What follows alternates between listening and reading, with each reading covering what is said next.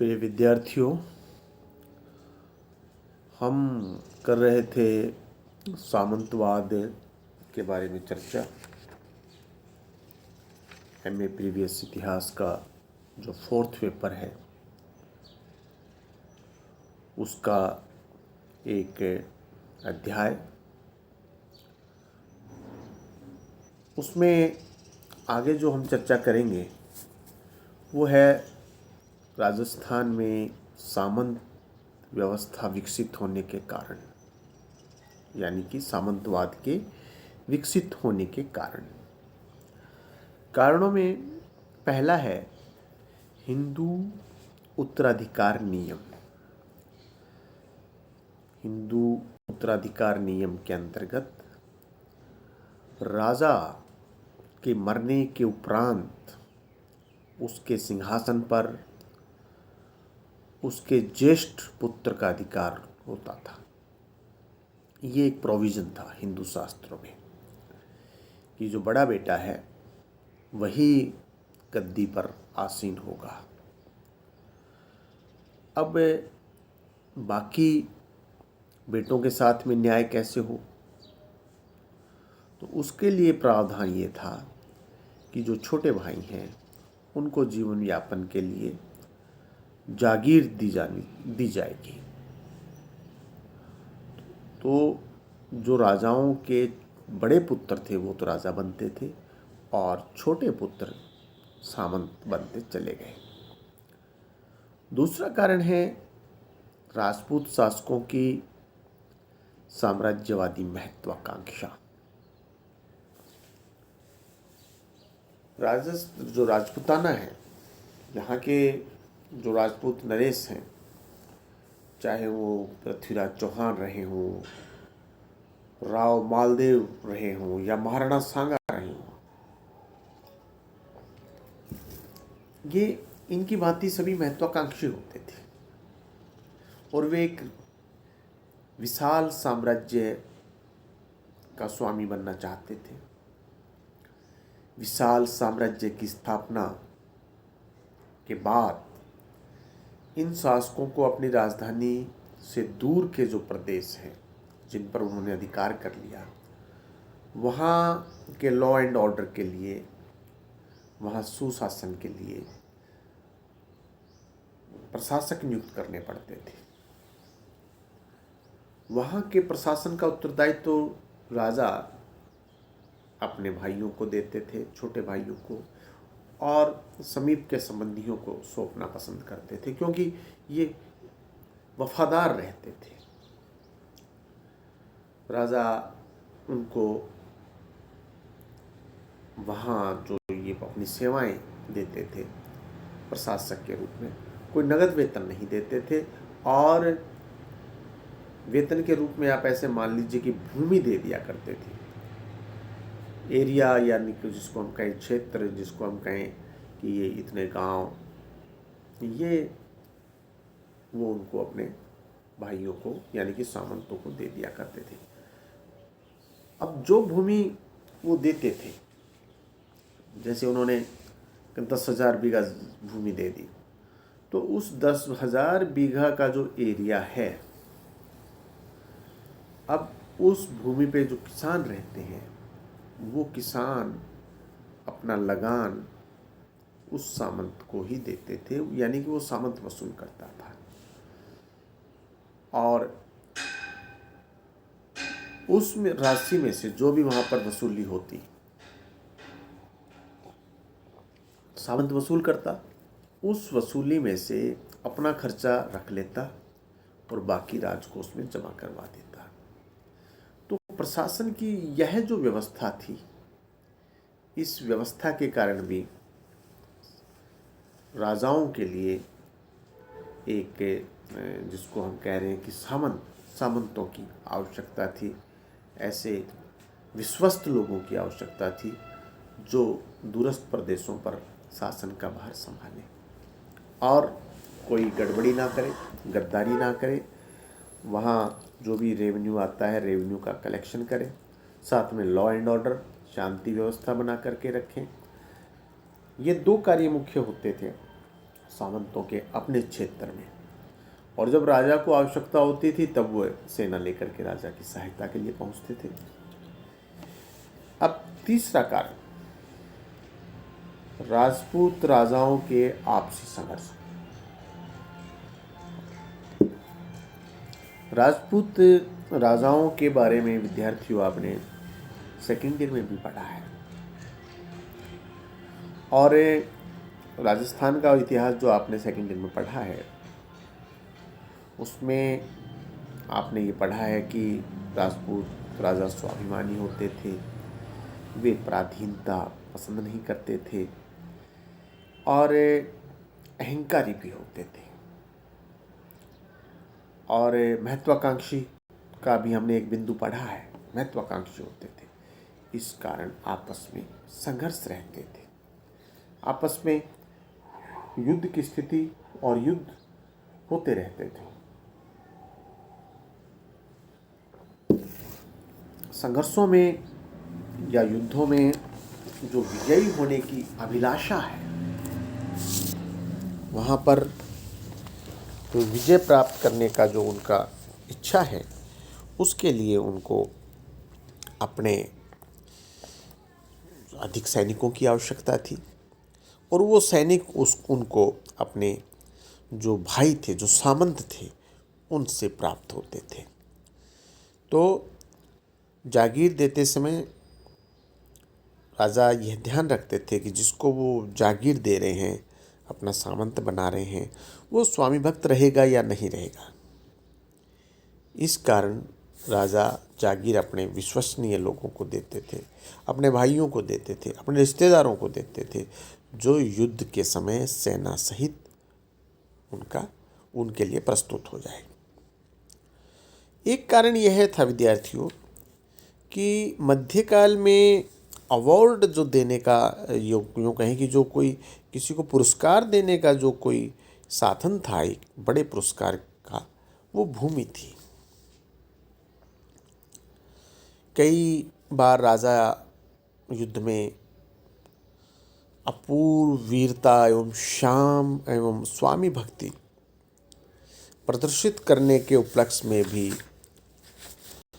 लोगों को पुरस्कार देना चाहते थे, और मध्यकाल से लेकर आधुनिक काल तक पुरस्कार में जो भूमि आवंटन है उसको बेस्ट माना गया है, और मध्यकाल में तो कोई जितने विकल्प भी नहीं थे।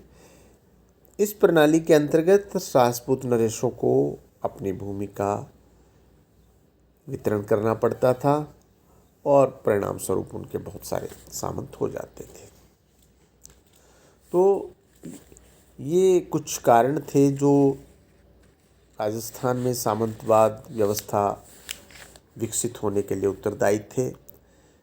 ये सामंत उनके स्वामी भक्त रहते थे, विश्वसनीय रहते थे। ये बात हुई। अब हम बात करते हैं सामंतों की श्रेणियों की।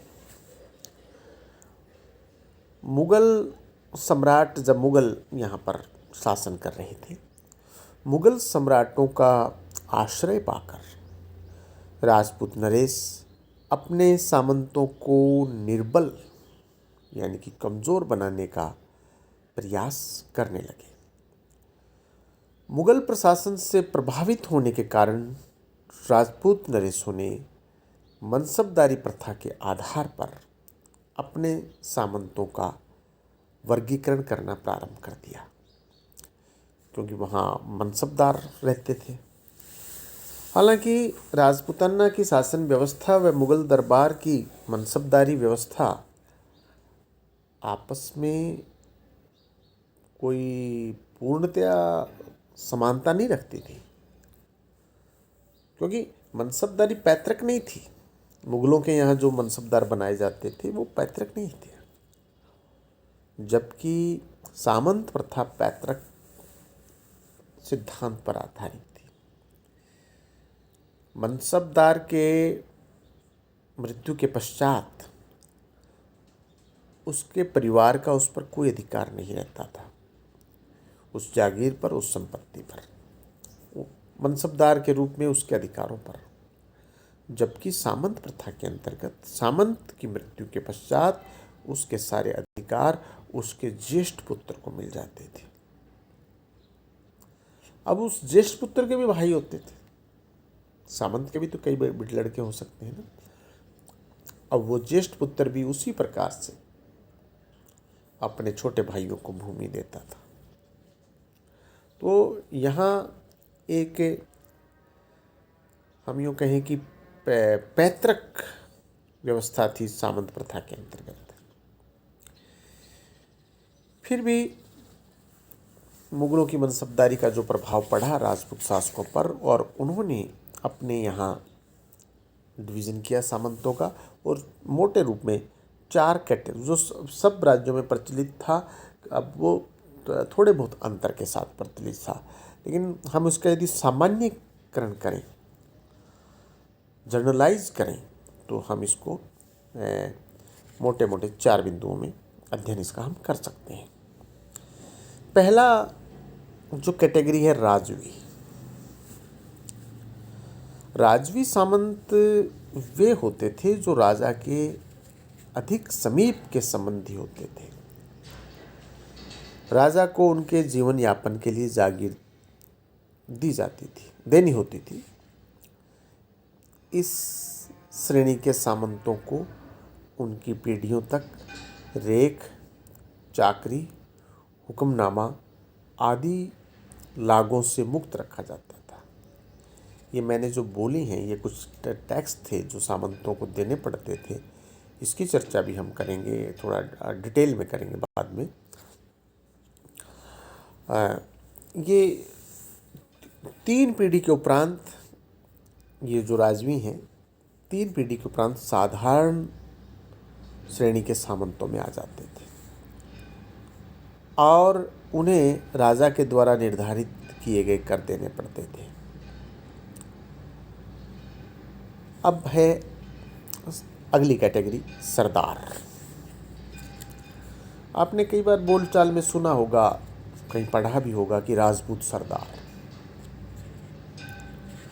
सरदार का मतलब सिख से नहीं है यहाँ पर।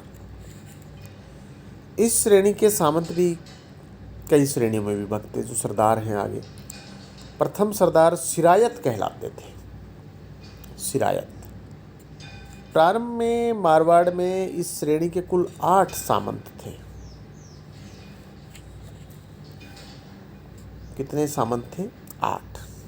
जैसा कि बद्रीदान चारण एक कवि हुए, उन्होंने लिखा, रिया खैरवा रायपुर आओ और आसोप, बगड़ी कणाओ खींवसर, 8 है विशाल अनोय। 8 है यानी कि 8 विशाल अनोय। ये 8 मेन पिलर यानी कि बड़े वो सिरायत जो थे वो थे। फिर बाद में इनकी संख्या 8 से बढ़कर 18 हो गई, और 18 नहीं 12।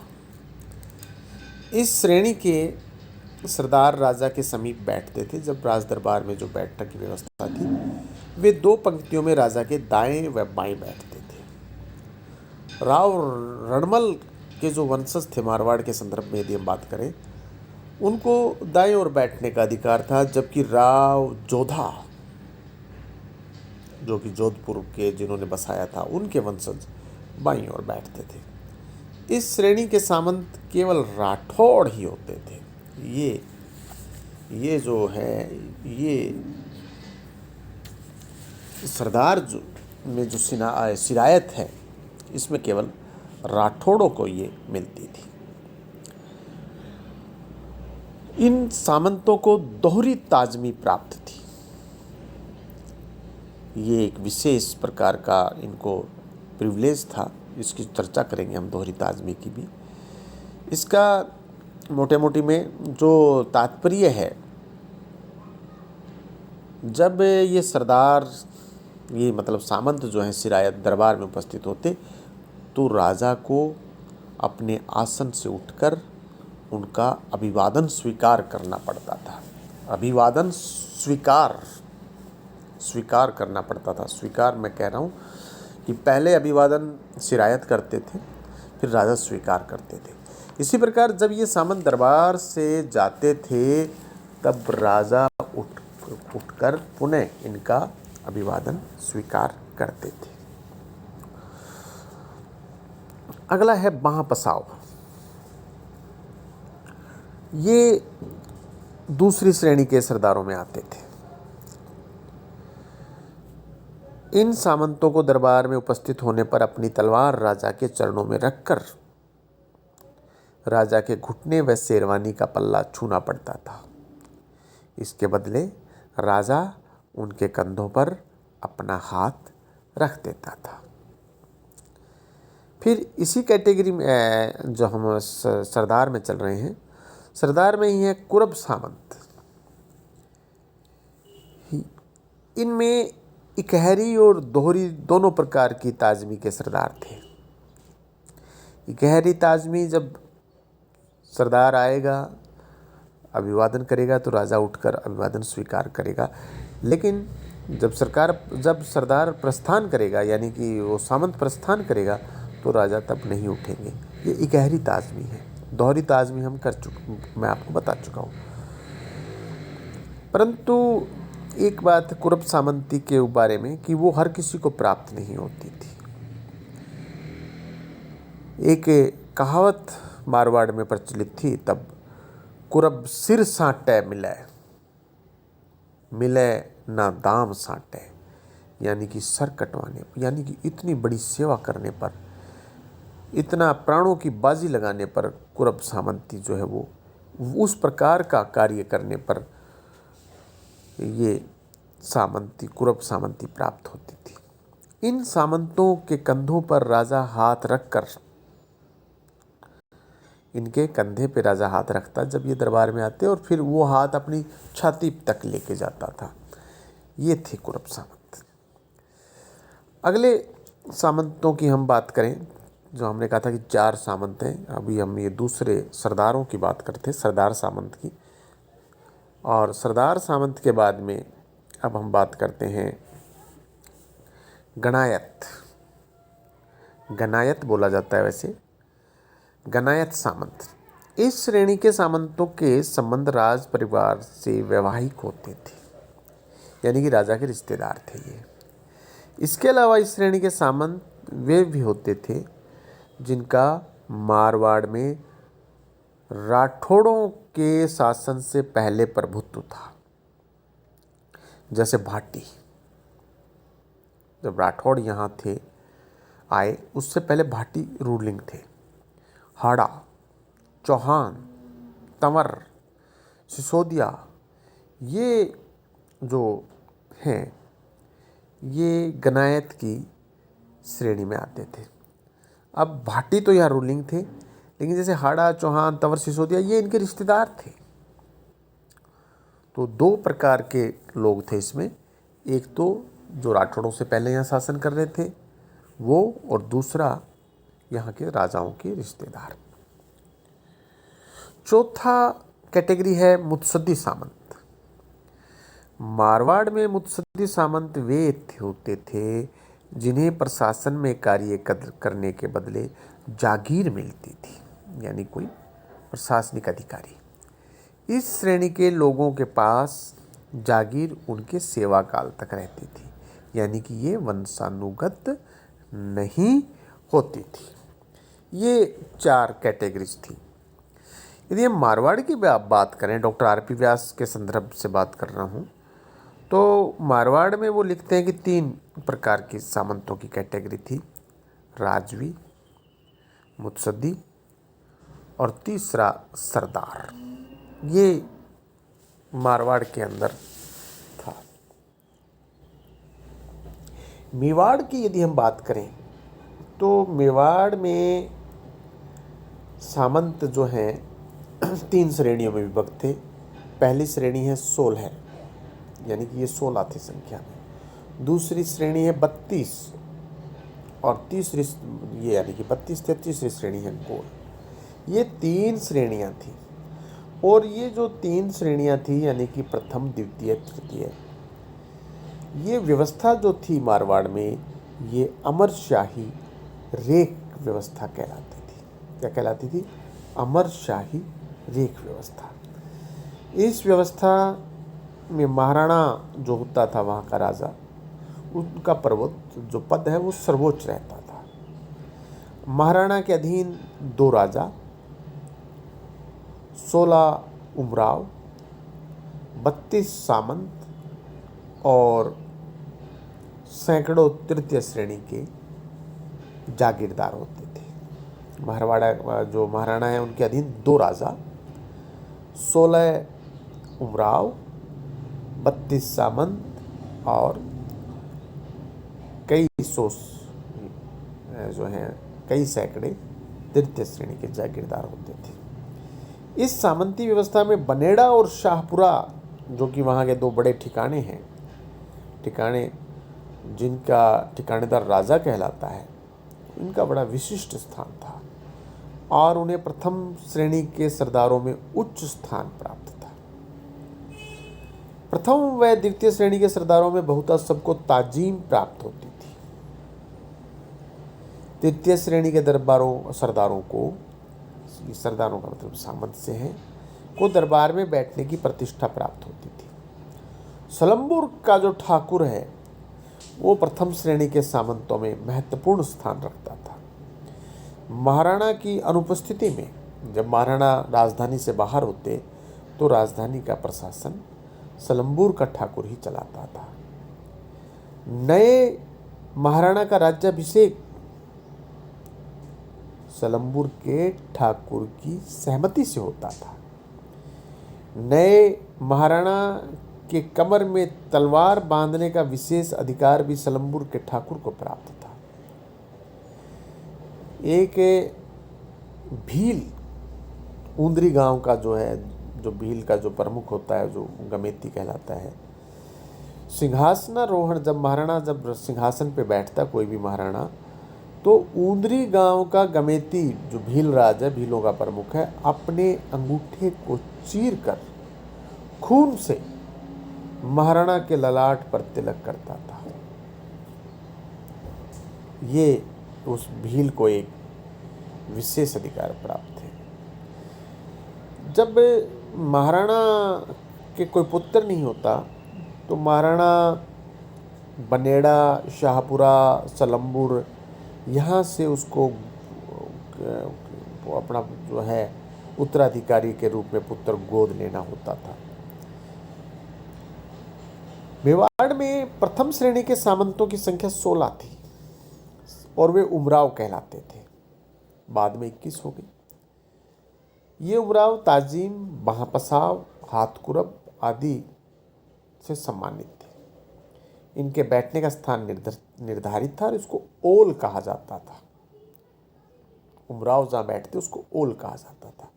महाराणा के दाईं तरफ की बैठक को बड़ी ओल कहा जाता और बाईं तरफ की बैठक को कंवरी की ओल कहा जाता था।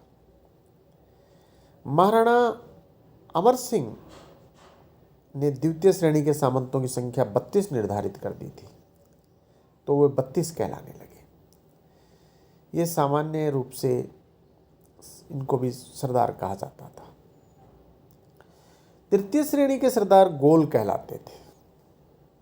इस श्रेणी के सामंतों में अधिकांश को ताजीम प्राप्त नहीं होती थी, परंतु उनको दरबार में बैठने के लिए स्थान, उनका आसन उपलब्ध था। इन सरदारों के अलावा महाराणा के निकट संबंधी होते थे, उनको भी सामंतों की भांति प्रतिष्ठा वो जो है दरबार के अंदर, वहाँ उस शासन के अंदर प्राप्त रहती थी। मेवाड़ के सामंतों को चाकरी के लिए महाराणा की सेवा में उपस्थित होना पड़ता था और अपनी आय का 1/4 कर के रूप में महाराणा के राजकोष में जमा करवाना पड़ता था। इसके अतिरिक्त उत्तराधिकार कर भी देना पड़ता था। इस कर को कैद या तलवार बंधाई भी कहा जाता था। सामंत की मृत्यु होते ही उसकी जागीर पर जब्ती बैठा दी जाती थी, यानी कि जागीर को जब्त कर लिया जाता था और जब तलवार बंधाई की रकम सामंत का उत्तराधिकारी दे देता तो वो जब्त वहाँ से उठा ली जाती थी, यानी कि उसकी भूमि को मुक्त कर दिया जाता था। तलवार बंधाई की रकम वार्षिक आय होती थी, जागीर की जो वार्षिक आय है उसके बराबर होती थी। परंतु भिंडर, गोगुंदा, देवगढ़, बनेड़ा व शाहपुरा के सामंत तलवार बंधाई नामक कर से मुक्त थे। भिंडर, गोगुंदा, देवगढ़, बनेड़ा और शाहपुरा। किसी सामंत के अपराधी हो जाने पर उसे दंड के रूप में भारी रकम महाराणा को देनी पड़ती थी। इसके अतिरिक्त युद्ध के अवसर पर विजयदशमी, होली, दीपावली, गणगौर आदि प्रमुख त्योहारों पर सामंतों को राजधानी में आमंत्रित किया जाता था। उमराव खास रुक्का मिलने पर राजधानी पहुंचता था। खास रुक्का यानी कि स्पेशल इनविटेशन। उत्सव व दरबार की समाप्ति पर जब सामंत घर लौटते थे तब उन्हें महाराणा से स्वीकृति प्राप्त करनी होती थी और महाराणा उन्हें आज्ञा देते हुए सीख का बीड़ा प्रदान करते थे तथा उमरावों को नियमित रूप से सीख सिरोपाव जो है उनको दिया जाता था। इन सब जो यहाँ पे सीख आ रही है यानी कि उनको जब लौट रहे हैं तो सम्मान पूर्वक कुछ ना कुछ, कोई वस्त्र आदि, कोई ऐसी चीज़ जो है महाराणा की तरफ से कोई भेंट दी जाती थी उनकी एक कर्टसी में, उनके एक सम्मान में। तो ये सारी जो टर्म्स इसमें आ रही हैं विद्यार्थियों, इनका एक अलग से हमारे वो है टॉपिक, उसके अंतर्गत अपन इसका अध्ययन करेंगे।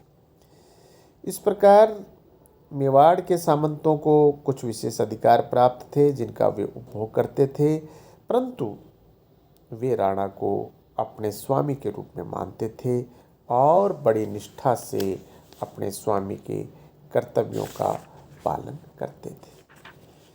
मेवाड़ की सामंत व्यवस्था की एक और विशेषता थी।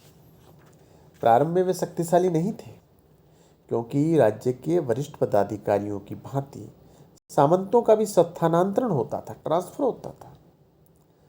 सामंत किसी एक स्थान पर या परंपरागत स्थायी रूप से नहीं ठहर सकता था। उनके जागीर क्षेत्र में भी समय समय पर परिवर्तन होता रहता था। इसलिए सामंती प्रजा का सामंतों के प्रति लगाव नहीं होता था। ये बात कर्नल टॉड लिखता है। इसलिए मेवाड़ के सामंत मारवाड़ के सामंतों की भांति कभी महाराणा के खिलाफ विरोध या विद्रोही नहीं बन सके। मेवाड़ की सामंत व्यवस्था की दूसरी विशेषता यह थी कि राणा के सामंतों में स्वराज कुलीय चुंडावत और सक्तावत सरदारों के साथ साथ अन्य समकक्ष राजपूत झाला, चौहान, राठौड़, पवार आदि जागीरदारों का भी महत्व था। ये गौरीशंकर हीराचंद ओझा ने इस बात को लिखा है कि यहाँ पर स्वकुलीय जो चुंडावत और सक्तावत हैं इनके साथ साथ अन्य राजपूत झाला, चौहान, राठौड़, पवार आदि जागीरदारों का भी महत्व था। शेष अगले व्याख्यान में। बहुत बहुत धन्यवाद।